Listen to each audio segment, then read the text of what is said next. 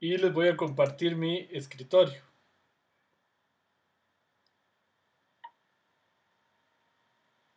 Como siempre, si tienen alguna pregunta o comentario, lo pueden hacer vía el chat o interrumpirme. No hay problema, pueden hablar. Bueno, la temática del día de hoy eh, es sobre métodos predictivos desde la consola de R. ¿Por qué desde la consola de R? Bueno, porque como vamos a ver, no tanto hoy, sino la próxima semana y la subsiguiente, desde ahí uno tiene mucho más poder de parametrización de los modelos, mucho más poder para seleccionar y comparar modelos, lo cual es fundamental e indispensable para temas como por ejemplo el reto predictivo, que es lo que ustedes se van a enfrentar en los trabajos. Es un reto predictivo para lograr predecir de la mejor manera, valga la redundancia, el problema que uno tiene enfrente. Bueno, hoy vamos a estudiar los métodos predictivos que vimos en el curso anterior y algunos nuevos desde la consola de R. Estos nuevos no los vimos en el curso anterior porque no se encontraban en Ratel, sino que solamente están en la consola. Bueno, entonces vamos a recordar que un modelo predictivo se basa siempre en que se debe tener al menos una tabla de aprendizaje donde se genera el modelo y una tabla de testing donde se evalúa el modelo. Y este ciclo se repite y repite hasta tener un modelo suficientemente bueno para ser evaluado en nuevos individuos. Un problema de clasificación, bueno, ya sabemos, consiste en asignarle a cada elemento de la base de datos o de la tabla de datos una clase. Bueno, uno de los métodos más sencillos que existen es el método de los K vecinos más cercanos, conocido como KNN en inglés. Sin embargo, uno de los más efectivos. Se basa en la idea que se ve en esa filmina, en la idea popular de dime con quién andas y te diré quién eres. Más o menos esa es la idea. Simple y sencillamente es lo primero que uno se le podría ocurrir cuando uno va a tratar de predecir un individuo. Pues escoger un K, de ahí viene el K vecinos más cercanos. Por ejemplo, K igual 5. Buscar los 5 más cercanos a ese individuo, por ejemplo. Y si esos 5 más cercanos son de una determinada clase, la mayoría se le asigna a esa clase. Por ejemplo, si 3 de los 5 son malos pagadores, bueno, yo digo, este tiene mayor probabilidad de ser mal pagador. Aquí la figura lo ilustra con un ejemplo simpático y es que, por ejemplo, queremos decidir este pato o este individuo que no sabemos qué es, si es un pato, un pollito o una gallina. Entonces encontramos los 5, en este caso los 6 más cercanos. Aquí tengo esto malo, son 6, es que yo no había visto este pequeñito. Entonces, de los 6 más cercanos a él, que son estos que están en este círculo, vemos que 1, 2, 3, 4 son patos, una gallina y un pollito. Por lo tanto, predecimos que este nuevo individuo va a ser un pato. Esa es la idea. Entonces, computo con alguna fórmula de distancia los individuos más cercanos. Debo elegir el K. ¿Cómo se elige el K? Aquí es K igual 6. ¿Cómo se elige el K? También vía validación cruzada, como vamos a ver más adelante. El paquete KNN, que es el que vamos a usar en este curso, lo hace automáticamente. Bueno, por supuesto, dependiendo de la elección del K, así será la selección. Por ejemplo, aquí vamos a predecir la estrellita, si es un círculo o un triángulo. Si escogiéramos solo un vecino más cercano, sería una estrellita. Si escogemos 3 vecinos más cercanos, entonces predeciríamos que es más bien un círculo azul. Y si elegimos 5 vecinos, más bien predeciríamos que es una bolita, perdón, un triángulo amarillo. ¿Cómo escoger el K? Bueno, el K no puede ser muy pequeño, porque si es 1, se podría ver muy afectado por los atípicos. Y si es muy grande, por ejemplo, el valor total de individuos que tiene la muestra, siempre decidiríamos por la muestra más grande, por la clase más grande, entonces no tiene sentido. El K tampoco se recomienda que sea par porque como hay que hacer un conteo, se podrían dar empates, entonces se recomienda que sea impar mejor. Bueno, en este curso vamos a usar el paquete KNN, KKNN, hay otros que el KNN, la ventaja de este doble KNN es que permite, él selecciona automáticamente el valor del K. Uno le da un máximo, pero selecciona el valor óptimo del K. Bueno, vamos a empezar a ver cómo funciona esto con la clásica tabla iris que ustedes están viendo aquí en pantalla y que ya hemos utilizado en otras ocasiones. Ahí tenemos una separación de iris y vamos a ir a ver ya directamente en la consola. Ahí estamos viendo vamos a ver los métodos predictivos conocidos como clasificación o aprendizaje supervisado en la consola. Es relativamente sencillo y la ventaja es que todos funcionan prácticamente igual. Bueno, como siempre, lo primero que uno debe hacer es setear el directorio donde están los datos. Ahí direcciono a la tabla de datos. Este comando nunca lo hemos usado. Este comando lo que hace es conveniente usarlo cada vez que uno enfrenta un nuevo análisis. Lo que hace es borrar todas las variables globales de memoria, de manera que uno no vaya a tener efectos de que una variable ya la tenía asignada y vaya a tener un efecto secundario indeseado en el cálculo. Entonces esto lo que hace es, si habían variables en memoria, las borra. Es casi como salirse y volver a entrar, todo queda otra vez vacío. Bueno, aquí leo los datos iris, con separador, punto y coma, decimal, punto, header en true porque sí tiene encabezados. Luego voy a cargar la librería KNN. Suppress Messages y Suppress Warning, yo los uso aquí solamente para que no me queden en este archivo, en esta presentación, warning y mensajes, pero no hace falta. Uno cuando está corriendo basta usar esto, library KNN. Bueno, esto que voy a hacer a continuación es muy importante. Voy a separar, los datos son 150. Voy a usar 50 para testing y 100 para aprender. Entonces recuerden que este comando sample, ya lo habíamos visto, este comando lo que hace es extraer 50 números al azar de 150. Voy a correrlo acá en la consola de R para que ustedes lo vean. Si yo hago ejecuto este comando y después pregunto por muestra, lo que él me tira son, como lo están viendo aquí abajo, son 50 números aleatorios entre 0 y 150. Eso es lo que hace. Ok, dado que ya tengo los 50 números aleatorios, entonces voy a definir la tabla de testing. Esto siempre funciona igual.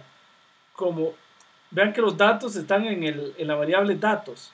Entonces voy a hacer la matriz cuyas filas son muestras y cuya columna es cualquier cosa. Entonces en el fondo lo que estoy haciendo es aquí dedicando a la tabla de testing que le voy a poner de testing 50 filas al azar, tomadas de las 150 que tiene la tabla de datos en este caso, que es iris. ¿Cómo sé cuántas tablas tiene? Pues con un dim, ¿verdad? Perdón, ¿cuántas filas? Una vez que tengo la tabla de testing, voy a generar la tabla de aprendizaje y la dejo aquí en aprendizaje. Entonces lo que hago es datos, pero observen que aquí en muestra tengo un menos.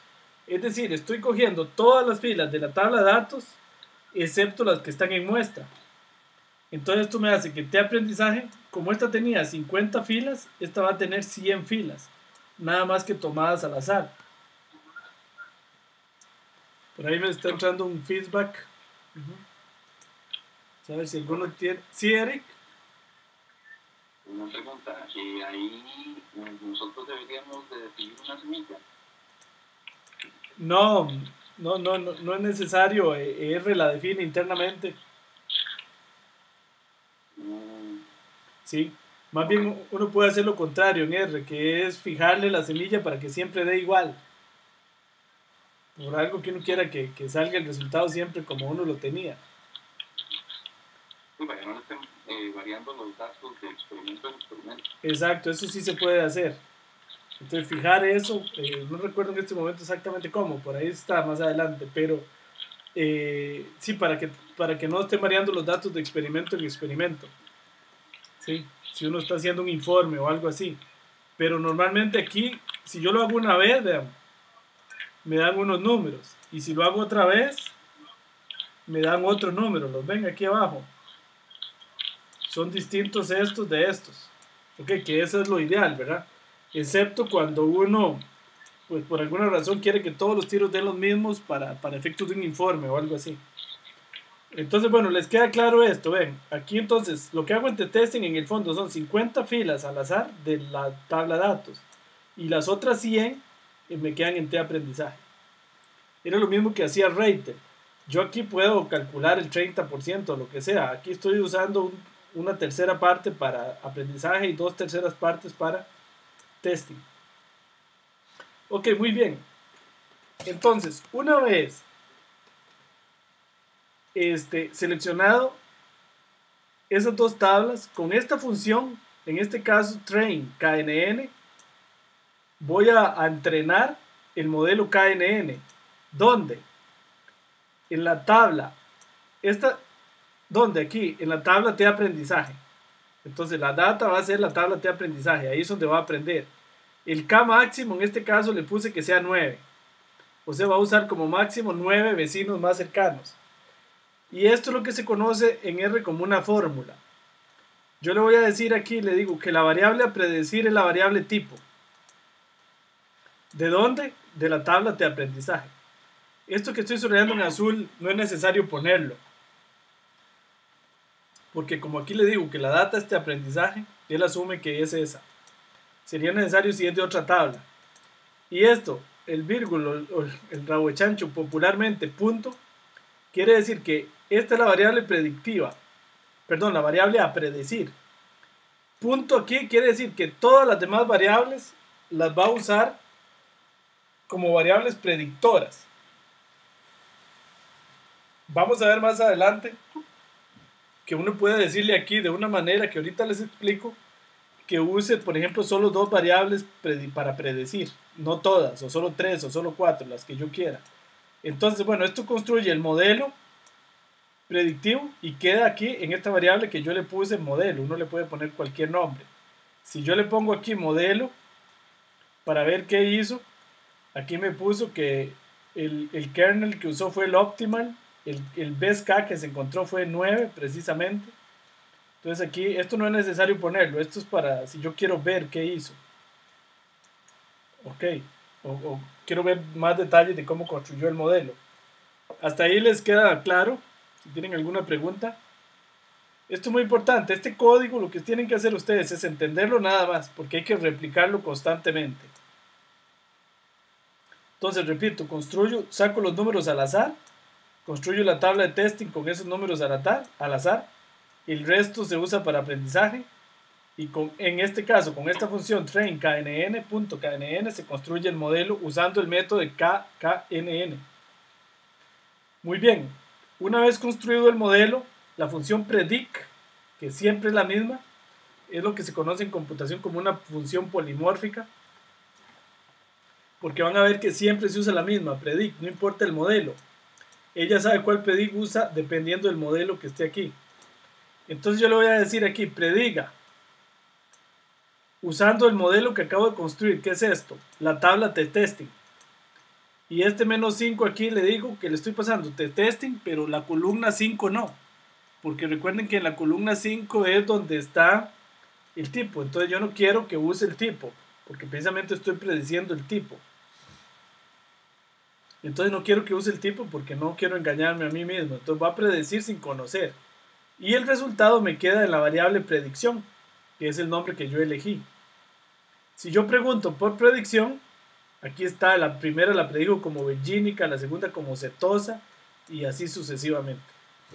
Entonces esta función predict es la que se usa ya para hacer la predicción en la tabla de testing. Y aquí están las predicciones. Ok, una vez hecha la predicción, lo que uno siempre quiere hacer es la matriz de confusión. Recuerden la matriz de confusión del curso anterior.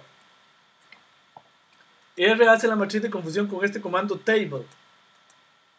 Table, yo le paso el valor verdadero, valga la redundancia, que este testing en la columna 5. Ahí está el valor verdadero de la flor, si era virgínica, setosa o versicolor. Y le paso la predicción. y deja la matriz de confusión en MC. Esto siempre es exactamente igual. Lo único que hay que tener cuidado es dónde está la variable a predecir. En este caso es en la columna 5. También yo le podría poner aquí testing $tipo, que es otra manera de traerme el tipo. Y aquí está, entonces aquí me da la predicción y aquí está la matriz de confusión. Para acá es el valor verdadero y para acá es la predicción. Entonces de 15 cetosas predijo 15 bien, de versicolor predijo 16 bien y una mal, y de virgínicas predijo 16 bien y 2 mal.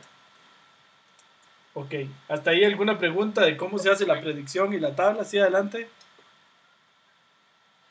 Nada más, habría que tener cuidado de no hacerle ningún ordenamiento o algo así, a cambiar alguno de esos dos arreglos, ¿verdad? Porque supongo que la relación entre uno y otro es por la posición de la observación. Entonces, si hace un arreglo en uno, le cambia la posición y puede ser que no lo clasifique bien, supongo yo. O sea, Sí, muy bien, Eric, exactamente. Dios guarde, como dicen, si uno le cambia aquí, se corre una posición, todo sale totalmente perdido. Porque efectivamente, de hecho, algún día les va a pasar, si estos dos incluso no tienen el mismo tamaño, de una vez le protesta. Le dice, no puedo hacer la tabla de confusión porque no tienen el mismo tamaño. Si por alguna razón hubo algún error o uno se equivocó de variable, de una vez aquí le brinca, como dicen popularmente, porque no son del mismo tamaño. Y si uno cambia el orden, se pierde todo. Efectivamente, muy bien. Bueno, lo siguiente que es importante calcular es el porcentaje de acierto. El porcentaje de acierto, recuerden que es la suma de la diagonal de la matriz dividido entre la suma total. Ese sería el porcentaje de acierto. Aquí lo estamos haciendo así. Adelante, ¿sí? ¿Alguien? Roberto, creo que tiene el micrófono abierto. Creo que es Roberto. ¿Quieren preguntar algo? No se preocupe, si tiene alguna pregunta, ¿no?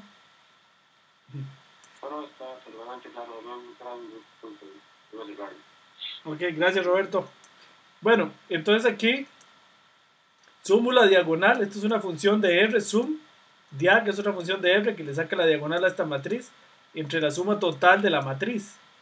Eso me da en este caso 0.94, o sea que el acierto global en este caso fue del 94%.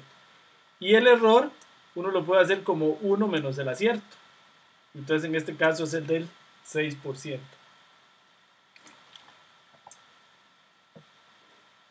Bueno, ahora vamos a correr el ejemplo de scoring. Recuerden que el ejemplo de scoring de crédito está separado, la tabla de testing y aprendizaje, en dos archivos. Entonces lo primero que hago es borrar todas las variables para que no se me enreden variables con el ejemplo anterior. Le doy el setting al directorio, igual, leo la tabla de aprendizaje ahora directamente de este archivo que se llama muestra aprendizaje crédito 2500, que yo lo habíamos usado muchas veces. Separador punto y coma y header en true. Le pido la dimensión para ver el tamaño de esa matriz, para ver que las cosas están bien. Es 2500 por 6, o sea, hay 2500 filas, 6 columnas.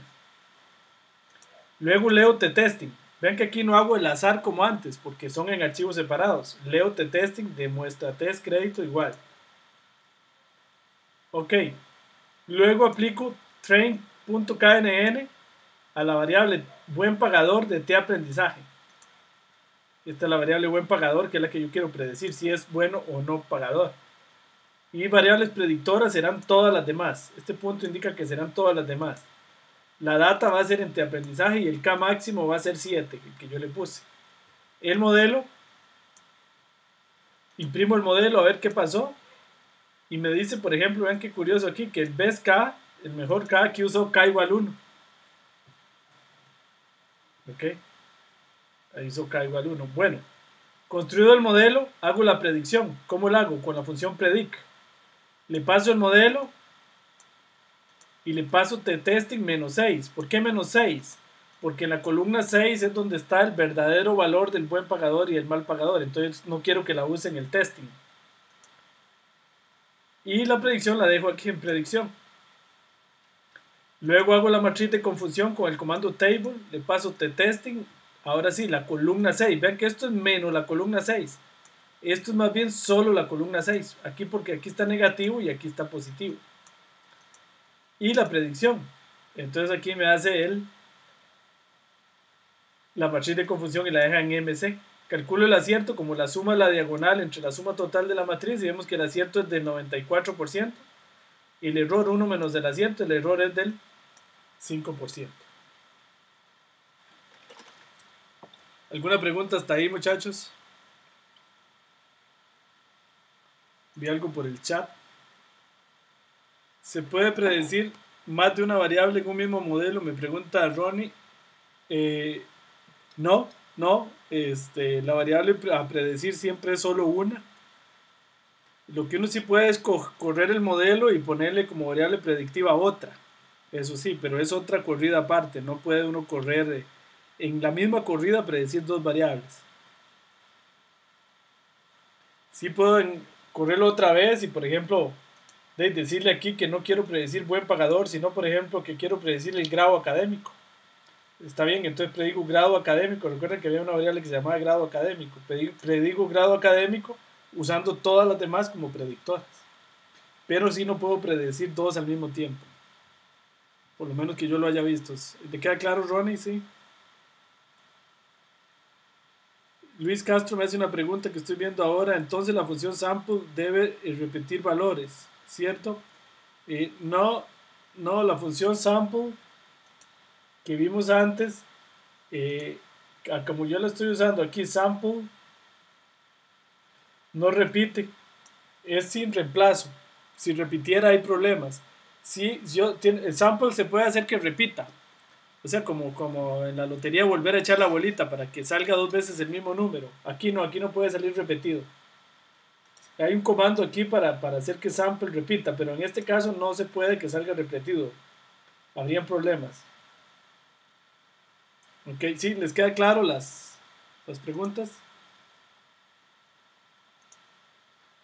Bueno, por ahí vemos que está todo el grupo prácticamente. Muy bien. Bueno, entonces vamos a seguir con el modelo de Bayes. El modelo de Bayes, conocido en inglés como el dummy method, le dicen los gringos porque el método tonto, porque el problema del método de Bayes, bueno, ya es muy superado, antes era muy usado. Sin embargo, todavía existen algunos ejemplos curiosos donde funciona mejor. El problema de Bayes es que parte de una hipótesis en el teorema de Bayes, que es este que estamos viendo, que el teorema de la probabilidad total, de que todas las variables son independientes, y eso en la realidad casi que nunca se cumple. Por ejemplo, es como suponer que el salario es independiente de la edad. No es cierto, generalmente es dependiente. Entonces, bueno, el método de Bayes se basa en la idea de usar el teorema de Bayes, que se parte de la idea de que todos los eventos son excluyentes y exhaustivos, lo cual en la práctica no es tan cierto. Y en el fondo, para resumirlo un poco rápido, uno calcula, por ejemplo, la probabilidad usando este teorema de que un individuo sea buen pagador, dado que es bachiller, dado que vive en Alajuela, etcétera, dadas las condiciones que él tiene. Luego calculo la probabilidad que sea mal pagador y comparo. Si la probabilidad de ser bueno es más alta que ser malo, le asigno la clase buen pagador, y si no, lo contrario. Esa es la idea del método de Bayes. Ahí en la presentación, por si quieren ustedes verlo luego, yo hago incluso un ejemplo a pie de cómo se calcula la probabilidad. ¿Ok? Entonces, puntos extra para el que lo estudie y haga. Yo lo hago para el 101. No, yo lo hago para el 100. Para el que lo haga para el 101 y el 102 a mano. Yo lo hice aquí a mano. Ven, calculo la probabilidad que sea bueno dado t. Y luego calculo la probabilidad de que sea malo dado t. Entonces esta probabilidad me dio 0 y la otra me dio 1. Entonces, por lo tanto, ese individuo tiene altísima probabilidad de ser buen pagador. Bueno, ahí les dejo eso para aquellos que quieran profundizar un poco más. No es difícil, es a base de puros conteos en el fondo.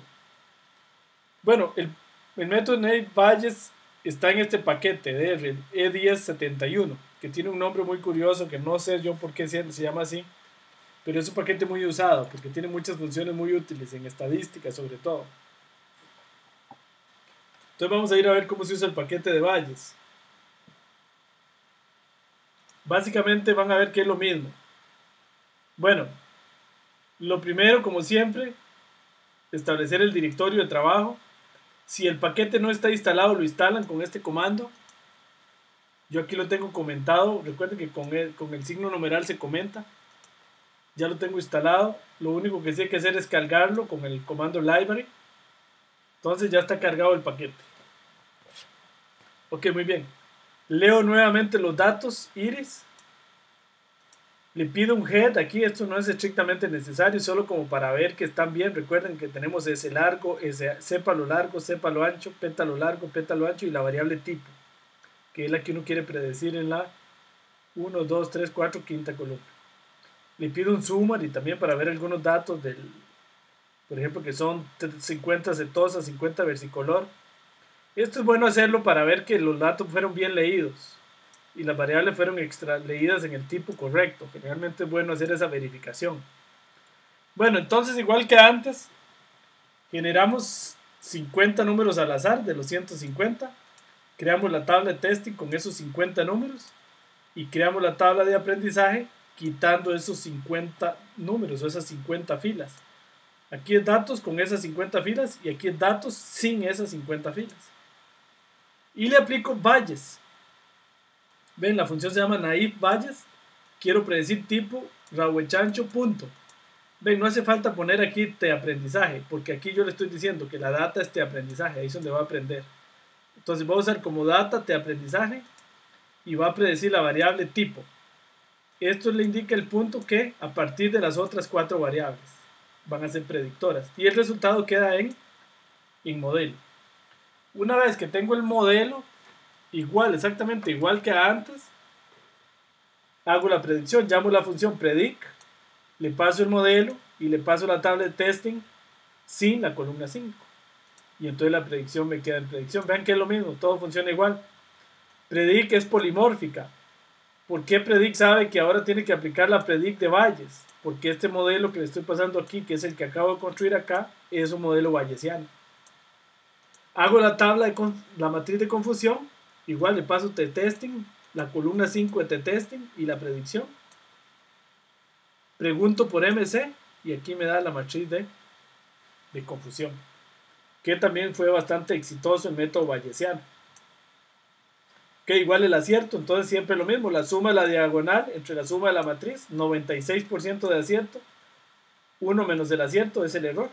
Entonces vemos que le fue mejor a Bayes que al KNN.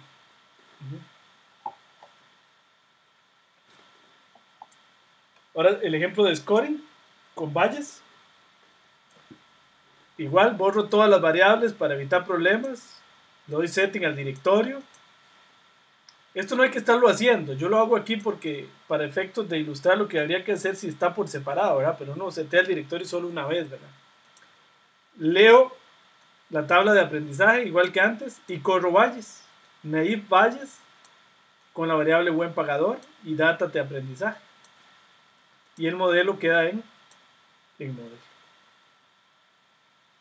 Ok, luego leo la tabla de testing igual con read CSV. Hago la predicción, igual con la función predict, le paso el modelo y le paso este testing. Esto es una manera de decirlo, de 1 a 5. También le puedo decir menos 6. Es equivalente a decir aquí de 1 a 5, que use las columnas de la 1 a la 5 o que use todas menos la 6. Es equivalente. Lo hago así solo para ilustrar las dos maneras. Esto es equivalente, eso que está en azul, a poner menos 6. Y luego a la matriz de confusión la calculo, le paso la tabla de testing, la columna 6, que es donde está el verdadero valor, y la predicción. Y aquí está el resultado de la matriz de confusión. Ok, le fue más o menos a Bayes. Ven que el acierto, aquí lo calculo, la suma de la diagonal entre la suma de la matriz es el 83%. 1 menos el acierto me da el 16%. Ok. Aquí también calculé por qué es importante el acierto en los malos. Sería la entrada 1 de la matriz de confusión, que es esta. Esta es la predicción de los no. Solo predijo 43 no bien y 302 mal. Esto quiere decir que de todos los no, en el no le fue bastante mal. Por eso aquí hago, este es M11 entre M11 más M12 de la matriz. Eso es lo que estoy haciendo aquí, M11 más la suma de la fila 1 por 100. Entonces en los malos solo aceptó el 12% y en los buenos el 94%. Entonces vean que el método en realidad es malo. El acierto global no se ve tan mal, pero es porque todo lo está tirando al sí. O sea, entonces estamos viendo que el método de Bayes para este ejemplo no sirve, no está prediciendo bien el no, que precisamente es el que más interesa predecir. Ok, muy bien. ¿Alguna pregunta hasta ahí?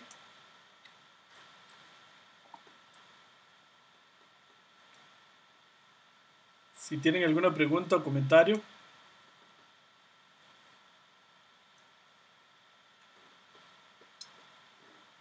Bueno, muy bien. Entonces, vamos a ver ahora el análisis discriminante lineal. El análisis discriminante lineal, explicado así de manera rápida, tiene la siguiente idea. Hay análisis discriminante lineal y cuadrático. Básicamente es como un método de vecinos más cercanos, pero antes de buscar a cuál vecino se parece más o a cuál grupo, se hace un análisis en componentes principales. Luego se identifican los grupos y dado un individuo nuevo como este que acaba de llegar aquí, yo trato de identificar, por ejemplo, si queda más cerca del centro de gravedad de los malos o queda más cerca del centro de gravedad de los buenos. Pero no del centro de gravedad total, sino del centro de gravedad de la proyección. Entonces ahí medio un análisis en componentes principales. Por eso incluso yo podría hacer un círculo de correlaciones para ver cuáles variables impactan a los buenos y cuáles variables impactan a los malos y cuáles variables no tienen ninguna relación. Entonces básicamente esa es la idea. La diferencia es que se calcula la distancia, se trata de buscar el plano que mejor separe a los buenos y los malos. Se hace como un ACP con una restricción, de manera que separe de la mejor manera a los buenos de los malos, por ejemplo. Y luego, encontrada esa mejor separación, se calculan los centros de gravedad de ambas clases. Y cuando viene un individuo nuevo, como este, se calcula de qué centro de gravedad está más cerca. Entonces este amarillito se le calcula, está más cerca del centro azul, entonces se predice que va a ser malo. Este verde está más cerca de este otro centro, entonces se predice que va a ser bueno. Entonces esa es la idea. En el fondo hay bastante cálculo ahí porque tengo que hacer un ACP, tengo que calcular la línea de separación y luego calcular las distancias del individuo nuevo a los centroides, a los centros de gravedad de cada clase. Bueno, el análisis discriminante lineal y cuadrático están en el paquete más, un paquete que se llama más, con dos S y en mayúscula. Recuerden que R es sensible a mayúsculas y minúsculas, entonces tienen que ponerlo todo en mayúsculas. También hay análisis discriminante cuadrático. La diferencia es que la línea o el hiperplano de separación ya no necesariamente es una recta, sino que puede ser una parábola o un paraboloide. Aquí vemos, por ejemplo, la separación de iris hecha con paraboloides y no con rectas. Este sería una proyección de iris con separación, análisis discriminante lineal, y este con análisis discriminante cuadrático. Bueno, muy bien. Entonces vamos a ir a verlo en la consola.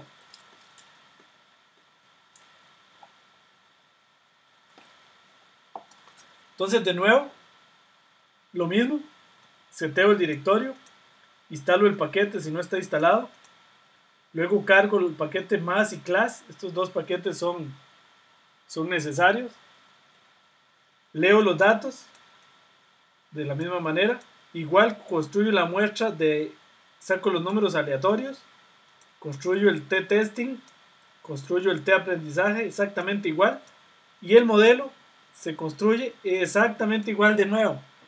Nada más que aquí la función se llama LDA, no de la Liga Deportiva Alajuelense, que le ganó 3-0 a Saprissa, sino de Linear Discriminant Analysis. Y es lo mismo, se le pasa la variable a predecir qué es tipo y la data que es de aprendizaje. Vean que todos son prácticamente iguales, nada más lo que cambia es el nombre de la función. Luego aquí me deja el modelo y claro que aquí eso sí, lo que responde son otras cosas, porque los cálculos que hacen son muy distintos. Por ejemplo, aquí están los centros de gravedad de la proyección, las componentes principales, etc. La predicción se hace igual. Predict, le paso el modelo y le paso t-testing. Nada más que vean que aquí es curioso. Aquí no tengo que pasarle sin la columna 6. Él lo hace sin necesidad de hacer eso. Recuerden que aquí, perdón que voy para arriba, anteriormente yo le pasaba t-testing menos 6. Aquí no hace falta. Nada más le paso t-testing. Hay que tener cuidado, son pequeñitos detalles. Otra pequeña diferencia es que aquí la predicción, ven que el resultado queda en predicción. Pero el resultado está en predicción $class. Porque si ustedes le preguntan en la consola, este modelo en predicción no solo retorna la predicción, sino que retorna otras cosas. Por ejemplo, los centros de gravedad de los grupos y las probabilidades de cada clase, etc. Entonces, para extraer directamente la predicción está en $class. O sea, esto retorna más cosas. Entonces la predicción queda en predicción $class. Entonces aquí para hacer la tabla de confusión tengo que pasarle t-testing columna 5, que es donde está el verdadero resultado, y predicción $class. Recuerden que antes le pasaba nada más predicción. Y de esa manera me da la matriz de confusión igual, y de ahí puedo calcular el acierto y el error. Vamos a ir por ahí, vi algunas preguntas en el chat. Cintia me pregunta, sí, claro, más bien cualquier cosa. Es que están por ahí, es otro chat. Ok. Bueno. Entonces, si tienen alguna pregunta, pues hasta ahí, con mucho gusto. Vean, esto es importante. No se preocupe, Cintia.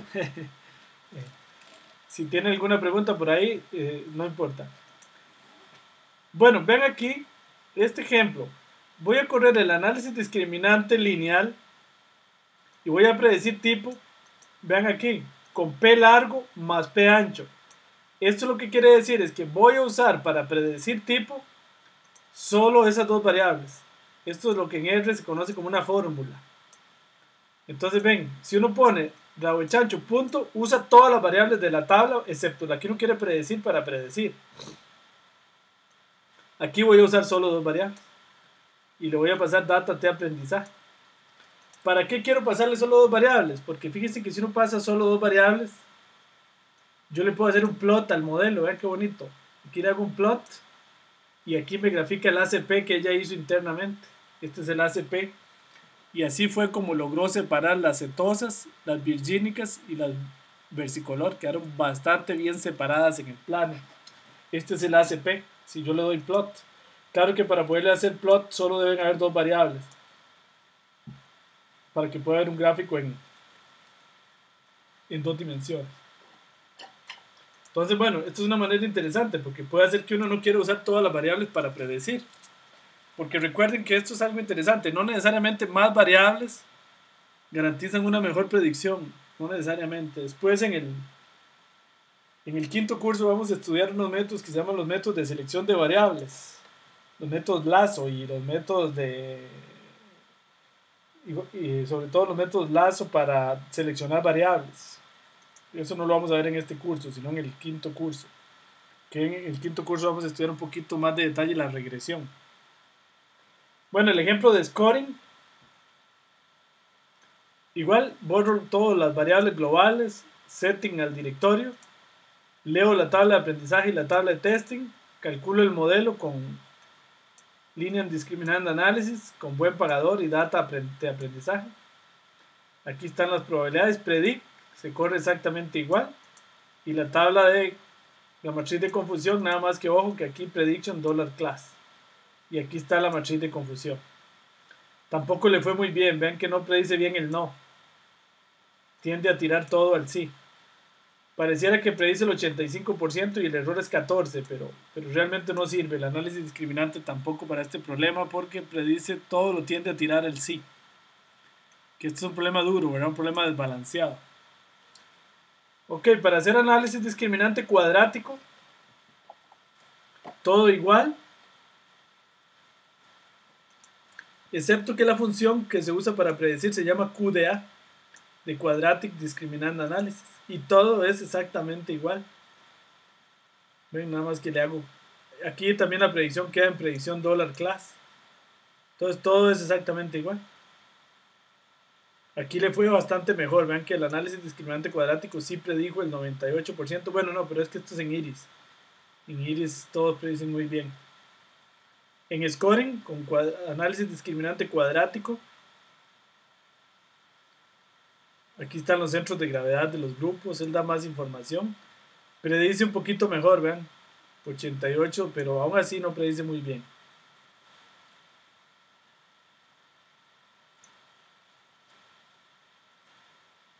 Ok, ¿alguna pregunta hasta ahí, muchachos?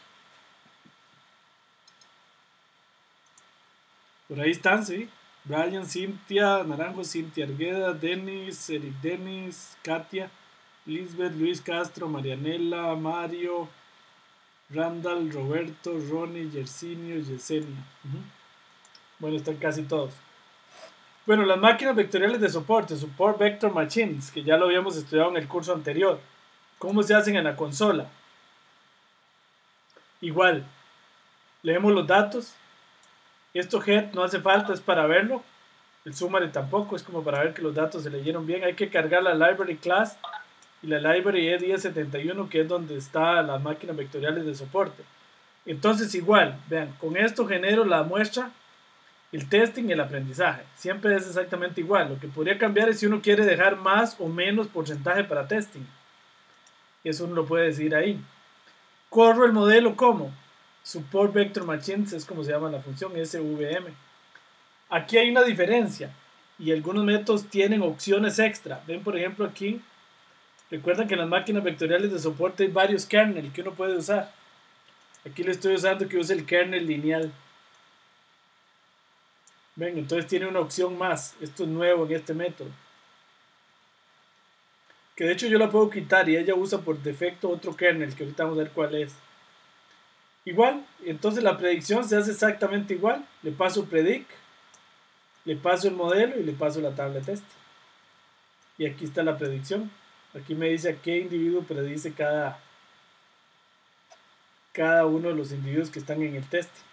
Construyo la matriz de confusión igual con el comando table, le paso la tabla con la columna 5, la tabla y predicción.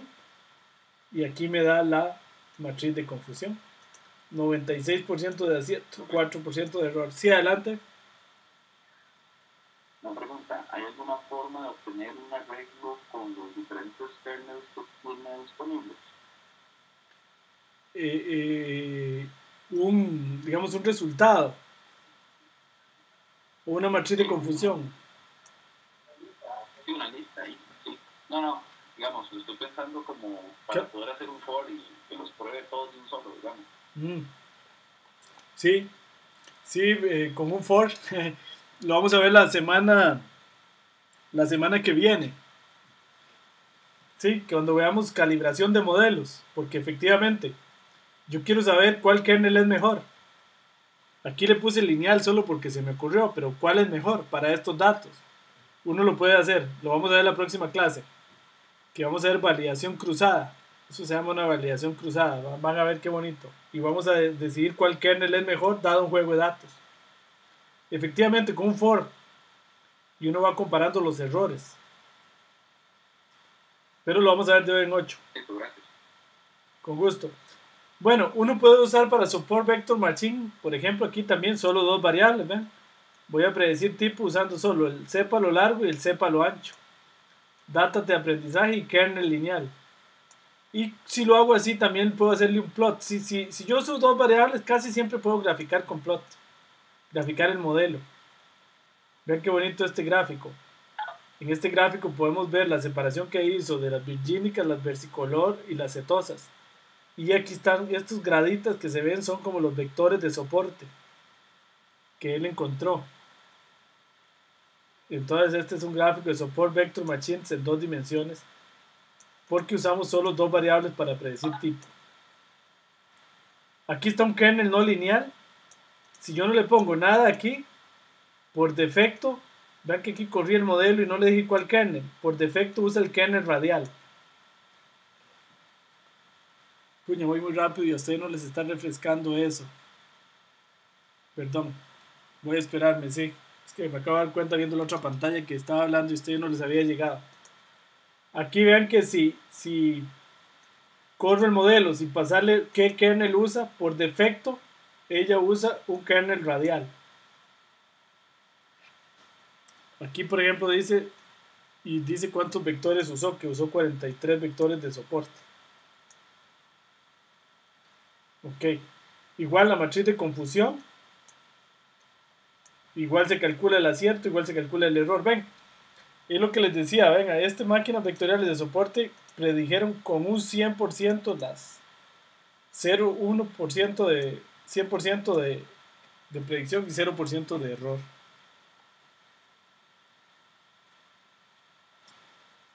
Ok, aquí de nuevo hago lo mismo con un kernel radial, uso solo 2 variables y esto me permite graficar. Está lento el refrescamiento, perdón. Me parece que no se está refrescando otra vez. Sí. Vamos rezagados, profe, otra vez. Sí, están rezagados, sí estoy viendo la otra pantalla, algo está pasando porque va muy rezagado. Voy a darle tiempo, sí, es que está seguro lento el ancho de banda, ahí está. Y ahora sí, ¿verdad? Ahí está el gráfico en 2 variables, entonces voy a ir aquí un poquito, sí está refrescando muy lento.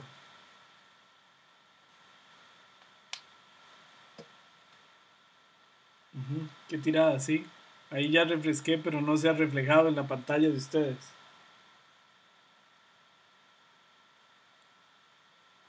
Ahí está.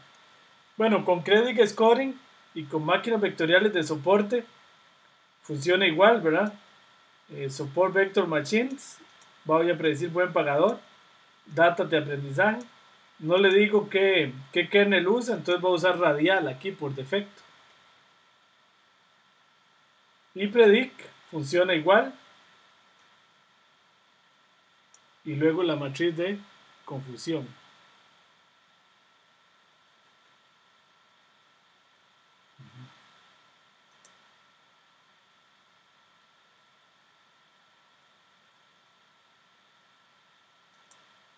Ok. Bueno, aquí ya refrescó la predicción. Entonces se hace igual con predict. Bueno, árboles de decisión. Ya mejoró un poco, ahora sí. Árboles de decisión se pueden hacer con el paquete rpart y con el paquete rpartplot para graficar los árboles de una manera un poquito más bonita. Rpart igual, funciona exactamente igual. Vean, el modelo se construye de esta manera. Llamo la función rpart, igual que todos los métodos que hemos visto. Nada más que la función se llama rpart.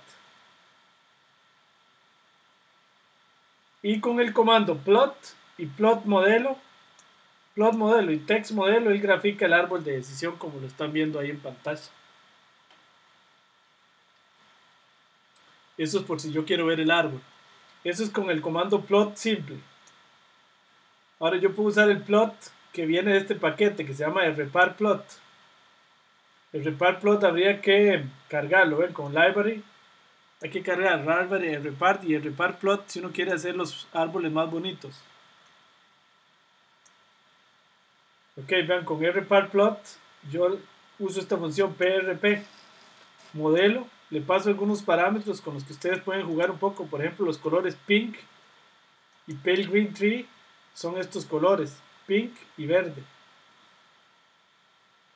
Ok, vean, este árbol queda mucho más bonito así. ¿Por qué queda mucho más bonito así? Da mucho más información. Por ejemplo, aquí el 10, el ancho de esta barra y esta barra significa qué cantidad de gente queda de este lado. Ven, aquí está apenas el 33% y aquí está el 66%. Entonces por eso esta barra es más grande que esta. Significa que a este lado del árbol hay más población. Aquí hay más población aquí que aquí. Y aquí le da, aquí en este lado, con estas reglas, si P largo es menor a 2.4, el 100% van a ser, con probabilidad 1 son cetosas. Y aquí queda el 33% de la población. Si P largo es menor a 2.4 y P ancho es menor a 1.8, de fijo va a ser versicolor, con una probabilidad del 91%. Y si no, a todo eso va a ser virgínica con una probabilidad del 98%. Ven, ustedes pueden jugar un poco con esto y hay muchos modelos de árboles bien bonitos que permite hacer ese paquete. Ven, este árbol da mucho más información que este, que es el que hace R por defecto.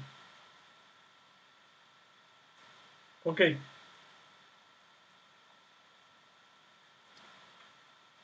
Bueno, aquí otro árbol, la matriz de confusión.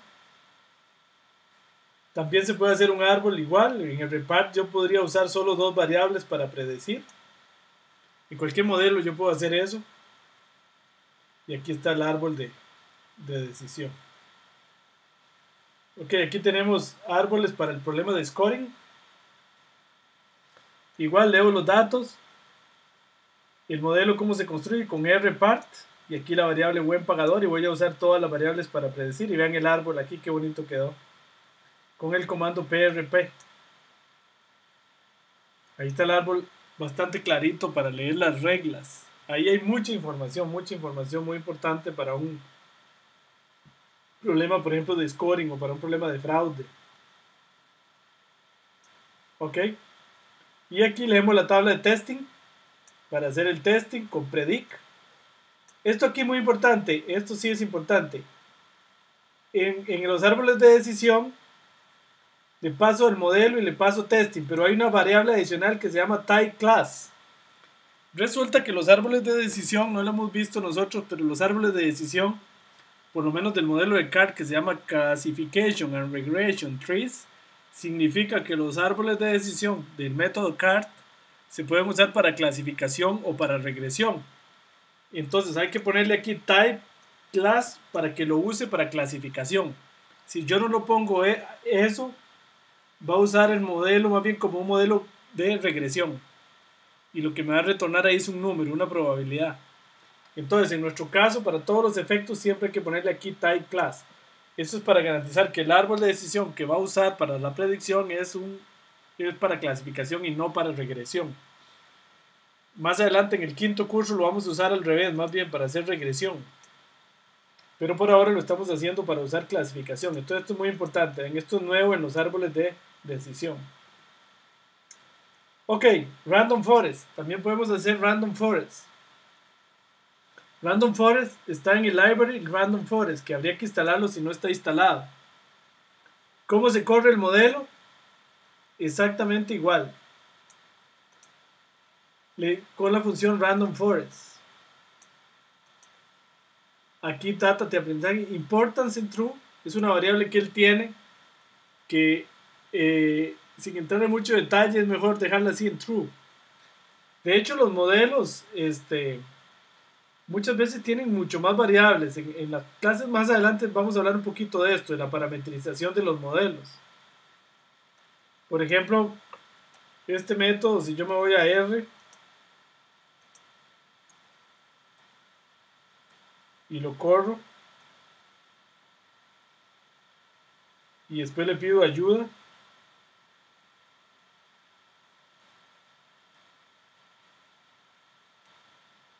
voy a pedirle ayuda para que R me dé ayuda sobre ese método. Ahí está. Así le pido ayuda. Ustedes pueden ver aquí. Fíjense todos los parámetros que recibe Random Forest. Es decir, hay un montón de parámetros que yo lo que estoy haciendo ahí es usando los parámetros por defecto. Pero hay mucha cosa aquí que se podría calibrar. De manera que jugando con estos parámetros uno podría obtener un mejor resultado todavía. La próxima clase, que se llama sobre parametrización y calibración de modelos, vamos a jugar un poco con eso, con los parámetros. Hoy estoy usando prácticamente todos los parámetros por default. Ok, muy bien. Entonces ese es un parámetro de adicional. Vamos a ver si está refrescando. Sí, sí está refrescando. Ok, bueno, también podemos hacer boosting, métodos de potenciación. Eso sí, recuerden que los métodos de potenciación, boosting, solo funcionan para dos clases, igual que las redes neuronales. El boosting o potenciación está en una librería que se llama ADA. Ahí está el algoritmo ADA Boosting. Entonces se corre igual que todos los que hemos visto. ADA, buen pagador, variable a predecir, data. Y ven que este método tiene más parámetros. Iter20 es el número máximo de iteraciones. Si recuerdan del método ADA Boosting, iba potenciando la muestra, le iba variando. Eso quiere decir que haga eso máximo 20 veces. New en 1 y type discrete. La próxima clase les voy a explicar un poquito sobre estos parámetros. Se podrían dejar y quitar y dejar los defectos por defecto también, pero ahora lo que quiero enfatizarles es que a veces hay más parámetros con los que uno puede jugar un poco. Y ahí corre el modelo ADA. ¿Cómo se hace el predict? Bueno, uno puede... perdón, voy a ir a ver el predict. El predict se hace exactamente igual. Predicción, le paso el modelo y la tabla de testing menos la columna 6. Vean lo extraordinario que da el método de ADA para el problema de scoring. Este sí clasifica bien. 94% de acierto, 5% de error. Y da unos gráficos muy interesantes también si uno le da plot al modelo. El training. Esto quiere decir cómo fue mejorando el modelo desde la iteración 1 hasta la 20. Vean el error en la iteración 1, en la iteración 2. Esto es conforme, si ustedes recuerdan, voy a ir al PPT. El boosting, por si no se acuerdan, ahí lo tengo. Recuerden que iba modificando la muestra de aprendizaje y cambiando los pesos de los individuos. En este caso, con 20 iteraciones, le estoy diciendo que haga esto 20 veces. Entonces, eso es lo que se me refleja en este caso, cómo va bajando el error. Y aquí al revés, cómo va mejorando la detección, que son inversamente, estas funciones son inversas. Inversas en un sentido ahí amplio, no necesariamente la inversa en el sentido de funciones. Otra cosa muy importante que da este modelo es la importancia de las variables. Yo no he encontrado un lugar donde haya hecho una consultoría que no me pregunten que les dé la importancia a las variables. Que cuáles variables son más importantes para predecir por ejemplo aquí el mal pagador. Aquí está clarísimo. La variable más importante es coeficiente crédito avalúo. La segunda más importante es el monto de la cuota. La tercera el monto del crédito. La cuarta el ingreso neto. Y la menos importante es el grado académico. Ven este grafiquito. Le encanta verlo a los que finalmente deciden eso, para saber cuáles variables son más importantes para determinar al buen pagador del mal pagador, por ejemplo, en este caso. Esto se hace con bar plot modelo, un ploteo de las variables, y esto se hace con un ploteo del modelo true. Es para que me tire estos dos gráficos. Ok, finalmente de los métodos, redes neuronales están en el paquete NNet, y las redes neuronales corren igual. El modelo se le aplica la función NNet a tipo, data de aprendizaje, size es el número de capas ocultas, run y decay se los voy a explicar la próxima clase, máximo de iteraciones, que trate el máximo 200 veces de iterar, con una profundidad de 4 capas ocultas, trace and false. Uno le puede quitar todo esto y dejarlo igual que los que hemos corrido antes, y uno deja que corre todo por default. Aquí lo que les estoy ilustrando es que estos parámetros, por ejemplo, este es muy importante, el número de capas ocultas de la red neuronal, por defecto son 100. De hecho, 4 son muy poquitas. Yo le puse 4 aquí porque este problema es fácil, el de Virginica y versicolor. Luego la predicción se hace igual. Nada más que vean que aquí le tengo que pasar type class, porque también las redes neuronales también se pueden usar para regresión. Entonces, si yo no le pongo ese parámetro, me lo usa para regresión. Este sí es indispensable usarlo en este caso, que lo que estamos haciendo es clasificación.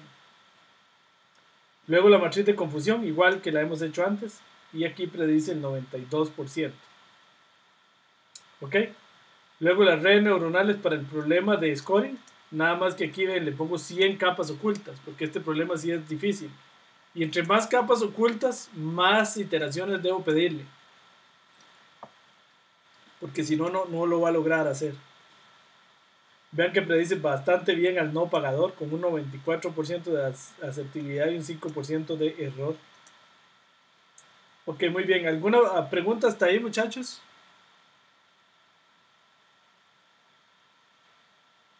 ¿No se me han ido?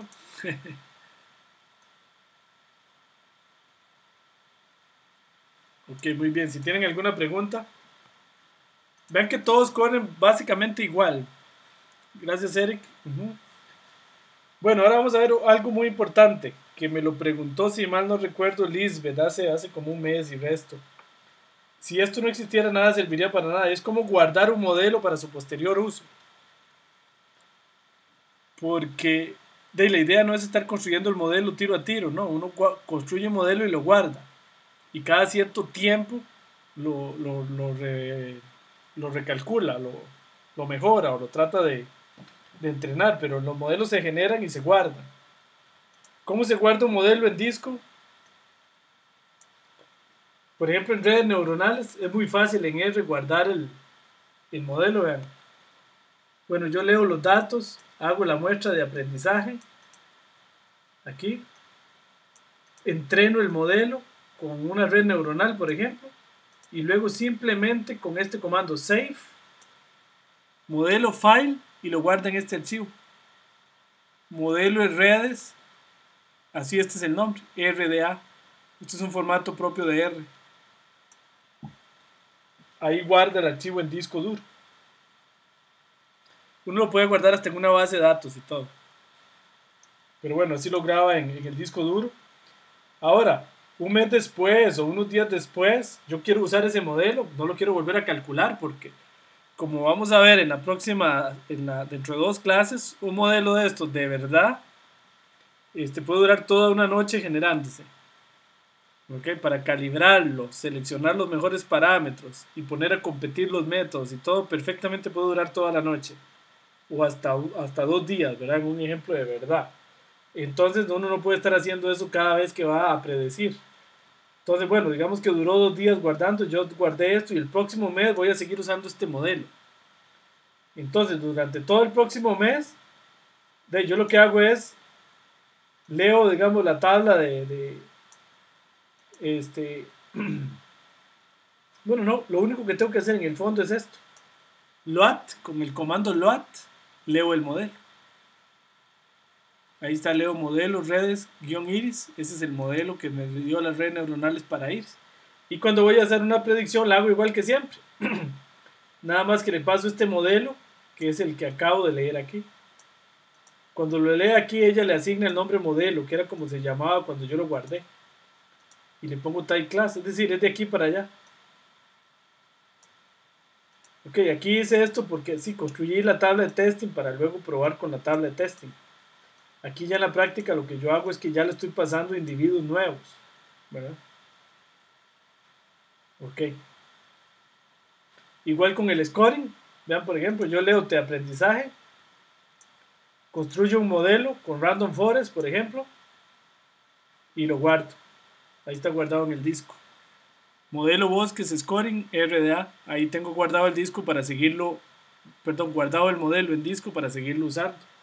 Y aquí, por ejemplo, ya con la tabla de testing o con individuos nuevos, leo el modelo y lo uso para predecir. Okay, ya esa sería una lógica ya de la realidad, ¿verdad? Así es como funciona en la realidad. Después vamos a ver, no les dejé una tarea tan pesada, pero por ejemplo, construyendo un modelo de verdad para el que predice el handwritten, recuerdan que la escritura a mano puede durar hasta 3 horas construyendo el modelo óptimo. Ok, ¿alguna pregunta hasta ahí?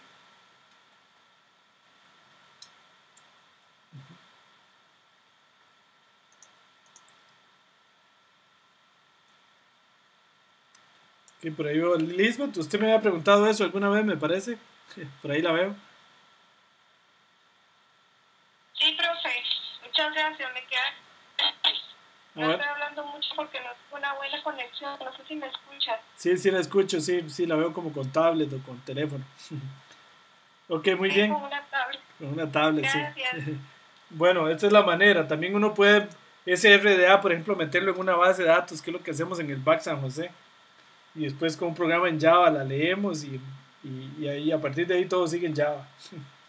Toda la interfaz y todo. Porque lee el modelo para predecir nada más. Eso es lo que hace la interfaz. Que el modelo lo sigue construyendo R, no tiene uno por qué construirlo en otro lenguaje. Bueno, muy bien. Para terminar, les voy a explicar algo para que quería explicar en la última clase, pero lo voy a explicar de una vez hoy, por aquello que las tareas les queden mejor presentadas y no les cueste tanto hacerlas. Resulta que en R, voy a cerrar aquí, cuando yo abro un archivo, yo puedo hacer en R un sweep o un markdown. Esto es para generar un reporte en HTML o en o en o en látex. Entonces vean, es relativamente fácil generar un HTML. Les voy a explicar cómo se hace un HTML. Yo le digo, por ejemplo, un nuevo markdown. Entonces ahí me crea un nuevo markdown. Entonces aquí me queda un esqueleto, por ejemplo el título. Entonces yo le puedo poner aquí en el título tarea 1, tarea número 2.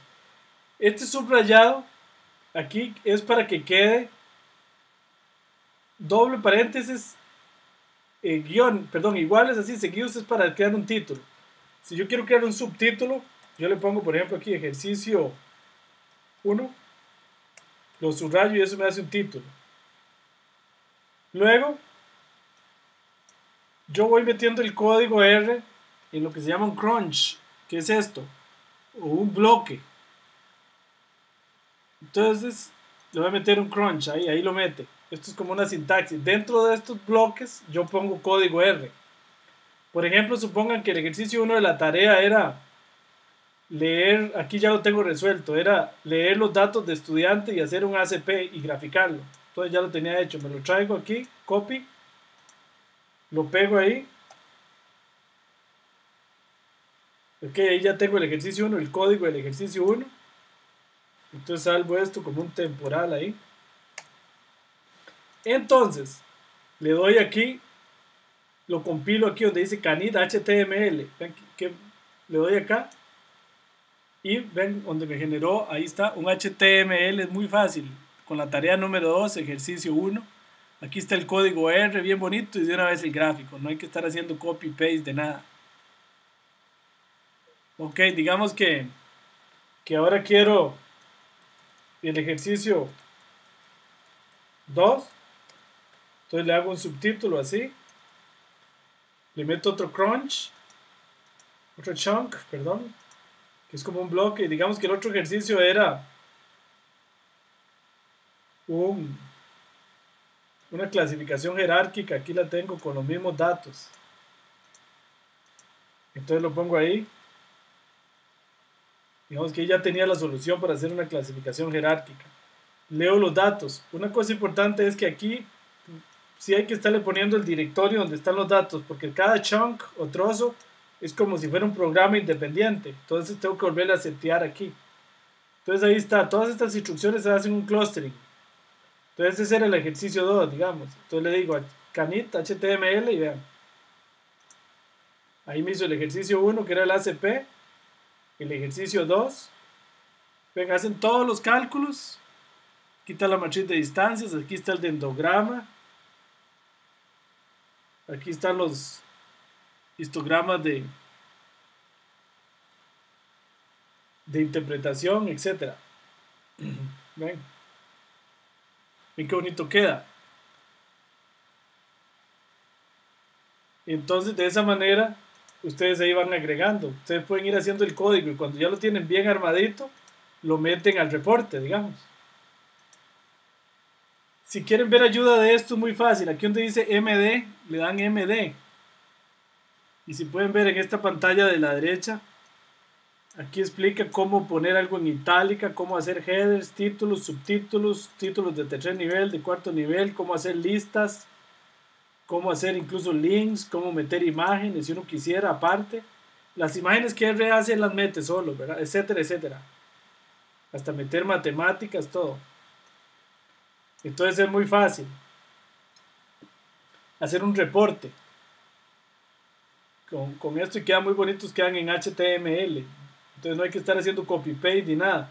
Con la ventaja también de que uno hace un cambiecito, digamos que se equivocó en algo, o incluso le quiere poner otro archivo, cambia el nombre del archivo aquí, y Flum genera el reporte y otra vez ya está todo regenerado con otros datos. Ok, sí. Es una explicación, ahí se los dejo. Entonces recuerden, aquí en esto, nuevo, un markdown, eso es todo. Ok, si quieren hacer un LaTeX, entonces más bien un RSwift. Y aquí hay un documento LaTeX. Eso ya es otra historia un poquito más complicada, aunque queda más fino. Pero hay que conocer LaTeX. Aquí, por ejemplo, tengo un informe que estoy precisamente trabajando en LaTeX. Igual yo lo digo aquí, compile. Ahí lo está generando, ahí lo están viendo. Ahí está. Es un ejemplo del banco del BAC San José. Ahí está, ahí pueden ver donde queda todo generado con mezclas entre látex y R. Okay. Bueno, ¿sí? ¿Alguna pregunta sobre eso, muchachos? Sería interesante que pudieran. La última tarea es obligado generarla así, pero si las pueden ir generando así, para que no les queden esos Word tan grandes. Y entonces lo que suben esto genera un HTML. Ese es el archivo que pueden subir en la tarea, ya no un PDF, sino un HTML, que es mucho más pequeño, mucho más liviano.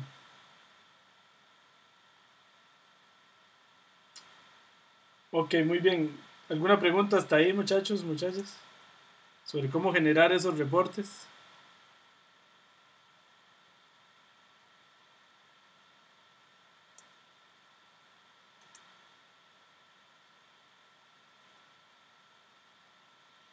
Ok, muy bien.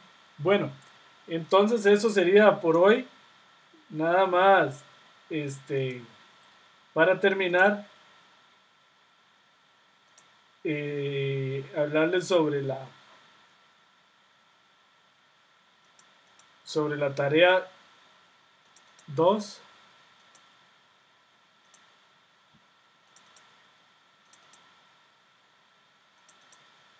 Bueno, la tarea 2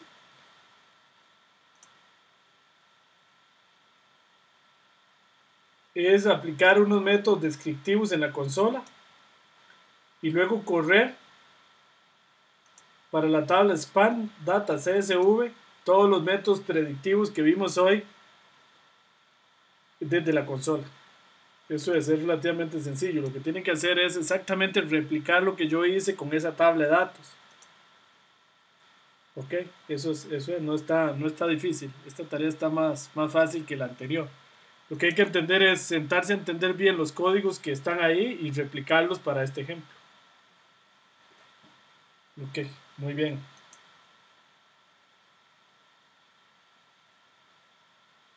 Bueno, si tienen alguna pregunta.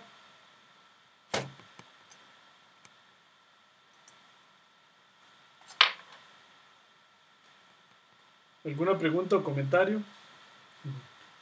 Si no, pues ahí les pongo la pantalla. Entonces, la tarea queda para de hoy en 8. Esta tarea número 2. De hoy en 8 vamos a ver cómo calibrar un modelo. Vamos a ver validación cruzada y bootstrapping para calibrar un modelo. Eso es muy importante. Y en la última clase vamos a ver cómo se ponen a competir los modelos para seleccionar el mejor modelo dado un juego de datos.